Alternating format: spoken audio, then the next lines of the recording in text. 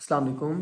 मेरा नाम डॉक्टर शेज़ी है और मैं सेकंड ईयर एमबीबीएस का स्टूडेंट हूँ सीएम अचखरिया मेडिकल कॉलेज में। दुनिया में नित नई जो है वो तहकीकात हो रही हैं और अब जो हम तहकीक आपके सामने रखने जा रहे हैं वो है कि दुनिया में कौन सा असेसमेंट का या एग्ज़ामिनेशन का टूल या तरीक़ाकार सबसे इफ़ेक्टिव है। तो उसमें पहले था जिसमें सेगमेंट्स में जो है वो सब्जेक्ट्स डिवाइडेड थे या क्लासिकल एक सिस्टम था जिसमें कुछ बेसिक सब्जेक्ट्स थे और कुछ क्लिनिकल सब्जेक्ट्स थे। लेकिन इस वक्त जो दुनिया में सबसे ज़्यादा मौसर तरीक़ाकार असेसमेंट का माना जाता है वो मॉड्यूलर सिस्टम है, इंटीग्रेटेड मॉड्यूलर सिस्टम।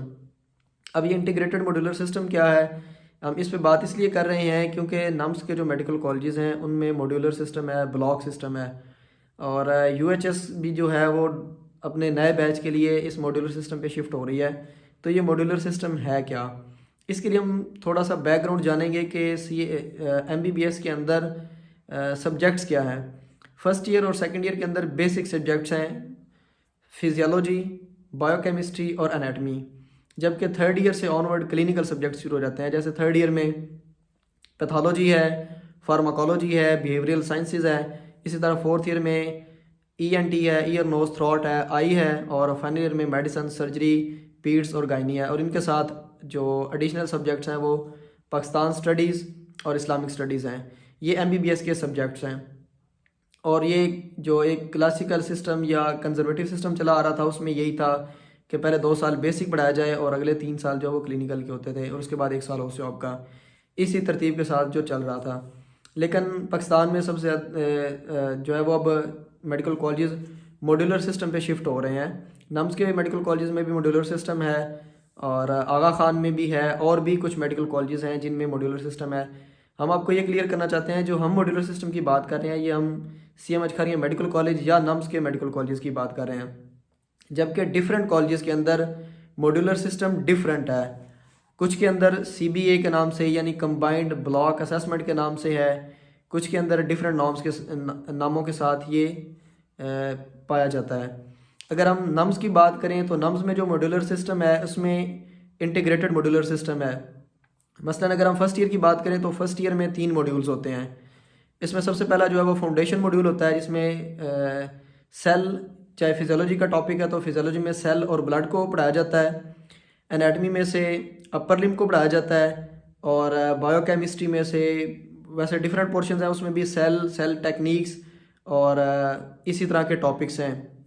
इस तरह जो दूसरा ब्लॉक है वो मस्कुलोस्केलेटल का है, जो थर्ड ब्लॉक है वो सीवीएस का है। और इसमें फ़ायदा क्या है, मॉड्यूलर सिस्टम पे शिफ्ट होने की वजह क्या है। जितने भी लाइसेंसिंग एग्ज़ाम्स हैं चाहे वो यूएसएमएलई हो, प्लैब हो, वो सारे मॉड्यूलर सिस्टम के अकॉर्डिंग बनाए जाते हैं। उनमें एमसीक्यूज़ बेस्ड वो एग्ज़ाम है, उनमें कोई एससीक्यू नहीं होता, कोई डेफिनेशन नहीं है, कोई एलईक्यूज़ नहीं है। तो इसलिए जो यानी पाकिस्तानी स्टूडेंट्स को उन कम्पिटिटिव एग्ज़ाम के लिए तैयार करने के लिए इस मॉड्यूलर सिस्टम को मुतारफ़ करवाएगा ताकि उनके लिए प्लैब या एमएलई नई चीज़ ना हो, वो इस फेज़ से पहले एक दफ़ा गुजर चुके हों। इसका फ़ायदा क्या है, हम इसको एक मिसाल से समझते हैं। फर्स्ट ईयर में जब हम आए तो हमें रेस्पिरेटरी डिस्ट्रेस सिंड्रोम पढ़ाया गया। अब ये रेस्पिरेटरी डिस्ट्रेस सिंड्रोम जितनी भी बुक्स हैं फर्स्ट ईयर की उन सब में है। मिसाल के तौर पे अगर हम बात करें एम्ब्रियोलॉजी, तो एम्ब्रियोलॉजी में जब आप रेस्पिरेटरी सिस्टम की डेवलपमेंट को पढ़ते हैं तो उसमें रेस्पिरेटरी डिस्ट्रेस सिंड्रोम आता है। अगर हम इसको ग्रॉस एनाटमी में बात करें तो जब थोरैक्स का टॉपिक पढ़ा जाता है और उसमें लंग्स को पढ़ा जाता है वहाँ पे रेस्पिरेटरी डिस्ट्रेस सिंड्रोम है। अगर फिजियोलॉजी की बात करें तो फिजियोलॉजी में भी रेस्पिरेशन है, वहाँ पे रेस्पिरेटरी डिस्ट्रेस सिंड्रोम का टॉपिक है। अगर हम बायोकेमिस्ट्री की बात करें तो बायोकेमिस्ट्री में जहाँ पे फॉस्फोलिपिड्स का टॉपिक है वहाँ पे रेस्पिरेटरी डिस्ट्रेस सिंड्रोम पे बात की गई है। और अगर हम इसी तरह बात करें हिस्टोलॉजी की तो हिस्टोलॉजी में भी जहाँ पे हिस्टोलॉजी ऑफ रेस्पिरेटरी सिस्टम है वहाँ पे रेस्पिरेटरी डिस्ट्रेस सिंड्रोम का जिक्र है। इस सारे को हम अगर इंटीग्रेटेड वे में लेके चलें तो इसको इंटीग्रेटेड मॉड्यूलर सिस्टम कहते हैं। इसको दूसरी मिसाल से ऐसे भी समझ सकते हैं कि हमें फर्स्ट ईयर में जो भी टॉपिक पढ़ाए जाते थे साथ उनके बिहेवियरल साइंसेज जो है वो भी एज अ माइनर पढ़ाया जाता है। इसी तरह सर्जरी जो है वो भी पढ़ाई जाती है और साथ मेडिसिन भी, इनको साथ ही कंपैरेटिवली पढ़ाया जाता है। मिसाल के तौर पर हमें जब ह्यूमरस पढ़ाई गई तो ह्यूमरस की एनाटमी भी पढ़ाई गई, उसी वक्त बोन की हिस्टोलॉजी भी पढ़ाई गई, बोन की फिजियोलॉजी भी पढ़ाई गई और साथ जो है वो बोन से रिलेटेड जो फ्रैक्चर्स हैं वो सर्जरी में जो हमें फाइनल में जाकर पढ़ाए, कंजर्वेटिव वे में फाइनल में पढ़ाए जाने थे, वो हमें फर्स्ट ईयर में ही पढ़ाए गए। इसी तरह मेडिसन, जिस तरह ऑस्टियोआर्थराइटिस है, रिमोटाइड आर्थराइटिस है, यानी जो भी फर्स्ट ईयर के लेवल पे एक इंटीग्रेशन हो सकती थी, यानी अब ये लेटेस्ट है और ये ज़्यादा इफेक्टिव मेथड है। इसलिए पाकिस्तान में जो नम्स के मेडिकल कॉलेजेस हैं मॉड्यूलर सिस्टम पे हैं, लेकिन ये मॉड्यूलर डिफरेंट है आगा खान से भी और बाकी मेडिकल कॉलेज से भी। इसमें बरल SCQs हैं, MCQs की परसेंटेज ज़्यादा है। और दूसरा ये है कि आपका जो जिस तरह UHS में स्टेज और सब स्टेज होती थी, उसकी जगह ये मॉड्यूल्स होते हैं और इन मॉड्यूल्स की असेसमेंट को फाइनल असेसमेंट में भी परसेंटेज के हिसाब से काउंट किया जाता है।